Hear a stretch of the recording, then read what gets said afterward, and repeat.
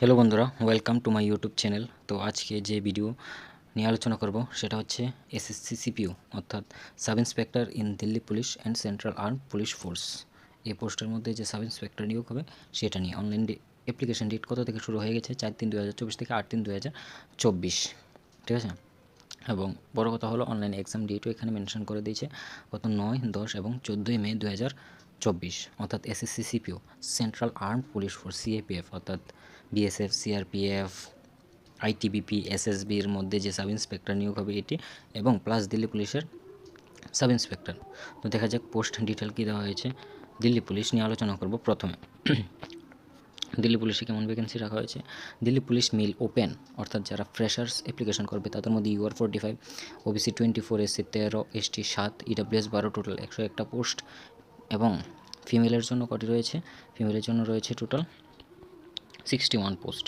ঠিক আছে, তো ভালো পোস্ট রয়েছে, আমি বলবো এর আগের বার তুলনায় অনেক ভালো পোস্ট রয়েছে।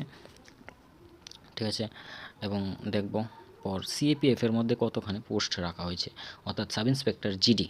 অর্থাৎ তোমরা যারা এসএসসি জিডিতে ফর্ম অ্যাপ্লাই করেছো তারা বুঝবে যে এসএসসি জিডি সিএপিএফের মধ্যে বিএসএফ, সিআরপিএফ, সিআইএসএফ, আইটিবিপি, এসএসবির মধ্যে যে কনস্টেবল নিয়োগ হয় সেটা তার আপগ্রেড ভার্সন বলতে পারো, যে গ্র্যাজুয়েশন লেভেলের একটা জব।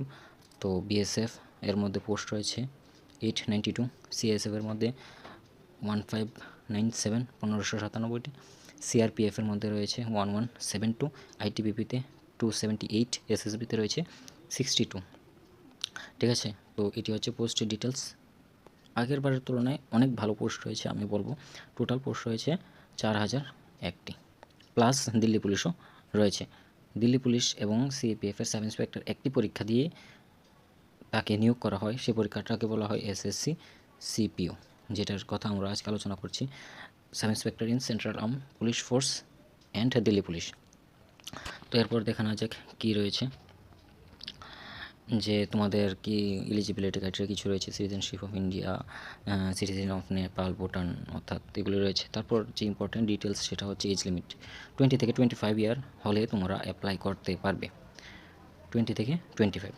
এবং রিজার্ভেশন দেখে নিই, এসসি এসটিদের জন্য 5 বছরের রিল্যাক্সেশন, ওবিসিদের জন্য 3 বছর, এক্স সার্ভিসম্যানের জন্য 3 বছরের রিল্যাক্সেশন রয়েছে।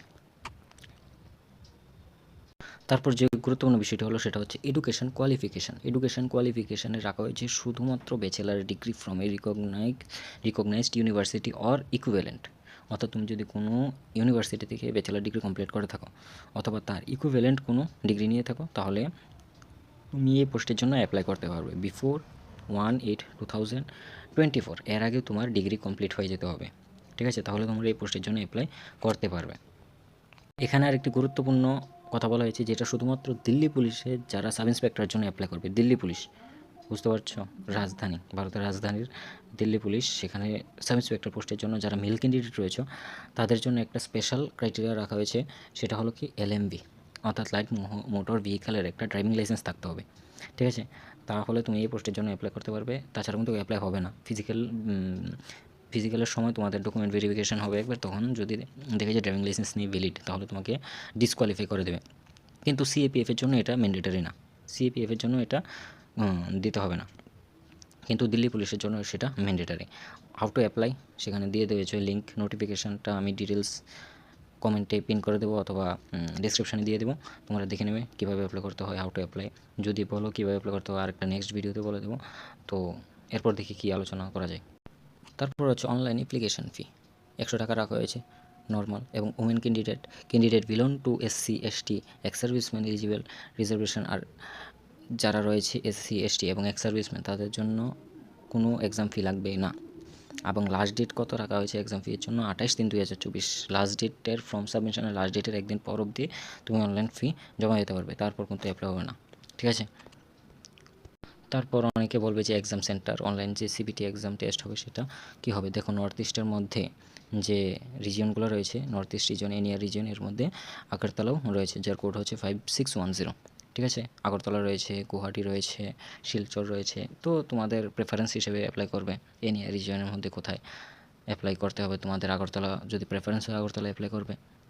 তারপর আসছি মেন কনক্লুশনে, যে অনলাইন যে এক্সাম হবে তার সিলেবাস। আমি একটা কথা বলে দিই যে SSC CPOর যে ফেজগুলো আসে 4টা ফেজ হয়ে থাকে। প্রথম হবে পেপার 1 অর্থাৎ প্রিলিমস বলতে পারো বা পেপার 1 বলতে পারো। এরপরে হবে কিন্তু ফিজিক্যাল, নট পেপার 2। এরপর হবে ফিজিক্যাল, তারপর হবে পেপার 2, দেন হবে মেডিকেল, দেন ডকুমেন্ট ভেরিফিকেশান, তারপর তুমি জবে ট্রেনিংয়ে চলে যাবে, তোমার জব কনফার্ম। তো পেপার 1 অ্যান্ড পেপার 2 যে বোথ দুটোটা পেপার মিলে কিন্তু কাট অফ হবে। পেপার 1 এবং পেপার 2 দুটোটা মিলে কিন্তু কাট অফ তৈরি হবে। তো এখানে স্কোর করা কিন্তু হিউজ পরিমাণ দরকার, ঠিক আছে। এবার পেপার 1-এর সিলেবাস কী রাখা হয়েছে? পেপার 1-এ ফার্স্টে রাখা হয়েছে জেনারেল ইন্টেলিজেন্স অ্যান্ড রিজনিং 50টা question 50 mark, current affair and GK 50 question 50 mark, quantitative aptitude 50 mark 50টা কোয়েশ্চেন, ইংলিশ কম্প্রিহেনশন। ইংলিশ এখানে এই এক্সামের সবচেয়ে গেম চেঞ্জার হচ্ছে ইংলিশ রাখা হয়েছে কত? 50 question 50 mark, total time duration কত? 2 ঘন্টা। এবার একটা ইন্টারেস্টিং জিনিস কি দেখবে, পেপার 2-তে টোটাল ইংলিশ ল্যাঙ্গুয়েজ, এই যে টপিকটা English language and comprehension, grammar plus বুকে plus English comprehension, 200 question 200 mark, total time duration 2 hour, ঠিক আছে। টোটাল টাইম ডিউরেশন হচ্ছে 2 আওয়ার। টোটাল 400-এ এক্সাম হবে, পেপার 1 অ্যান্ড পেপার 2 হবে 400-এ। এর বেসিসে কাট অফ তৈরি হবে। যদি কেউ জানতে চাও সেফ স্কোর অর্থাৎ মানে মিনিমাম এত পেলে তুমি দিল্লি পুলিশ বা সিএপিএফে জব পেয়ে যাবে, আমি বলবো 250। এটা টেন্টেটিভ, 250-এর উপরে পেয়ে গেলে দুটোটা মিলে শিওর তোমার জব। 250 বা 260 অ্যারাউন্ড এরকম পেলে জব পেয়ে যাবে, কারণ এবার ভ্যাকেন্সি বেশি, প্লাস কোয়েশ্চেন পেপারটাও, যে পেপার 2 ইংলিশ ভালো করে পড়লে 3-4 মাস ওকে হয়ে যায়। তো পেপার 2 এবং যে পেপার 1-এর ইংলিশ দুটো মিলিয়ে 250 মার্ক হয়ে যায়। তো একটা ভালো অপরচুনিটি আমি বলবো যদি তোমরা অ্যাপ্লাই করতে চাও, ঠিক আছে। তারপর হচ্ছে যাদের এনসিসি সার্টিফিকেট রয়েছে, যাদের সি সার্টিফিকেট রয়েছে তাদের 10 মার্ক পেয়ে যাবে, যাদের বি সার্টিফিকেট রয়েছে 6 মার্ক, যাদের এ সার্টিফিকেট রয়েছে তারা 4 মার্ক পেয়ে যাবে, এটা এক্সট্রা, ঠিক আছে, যাদের এনসিসি সার্টিফিকেট রয়েছে। তারপর হচ্ছে ডিটেল সিলেবাস, এটা হচ্ছে জেনারেল ইন্টেলিজেন্স অ্যান্ড রিজনিংয়ের সিলেবাস, দেখে নাও ভিডিও পোস্ট করে। জিকের সিলেবাস, কোয়ান্টিটিভের সিলেবাস এবং ইংলিশ কম্প্রিহেনশনের সিলেবাস। এবার পেপার 2-এর যে সিলেবাস সেটা দেওয়া হয়েছে ইংলিশ কম্প্রিহেনশনের। তারপরে ফিজিক্যাল কী রাখা হয়েছে দেখো, এখানে ফিজিক্যাল হাইট রাখা হয়েছে 170 সেন্টিমিটার, চেস্ট 80, ফোলা ছাড়া এবং এক্সপ্যান্ড করতে হবে 85 অবধি, ঠিক আছে।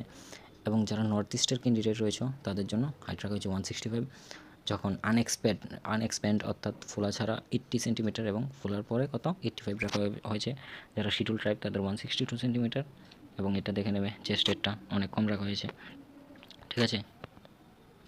তারপর ওয়েটটা কীভাবে কাউন্ট হবে সেটা according to height weight count হবে, ঠিক আছে। তারপর ফর মেল ক্যান্ডিডেটের জন্য যে physical test PET physical endurance test রাখা হয়েছে, সেটা হচ্ছে 100 মিটার 16 সেকেন্ডে, 1.6 কিলোমিটার 6.5 মিনিটে, লং জাম্প কত রাখা হয়েছে 3.56 মিটার 3টা চান্স দেওয়া হবে, এবং হাই জাম্প 12 মিটার 3টা চান্স দেওয়া হয়েছে।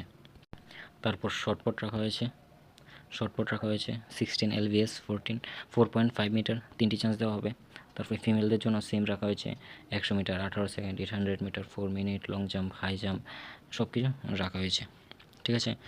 তো মেডিকেল টেস্ট লাস্টে পেপার 2-এর পরে করা হবে। সিএপিএফের জন্য কোথায় কোথায় করা হবে দেখা হয়েছে, আই টেস্ট সব কিছু দেওয়া হয়েছে, যদি পড়তে চাও পড়তে পারবে।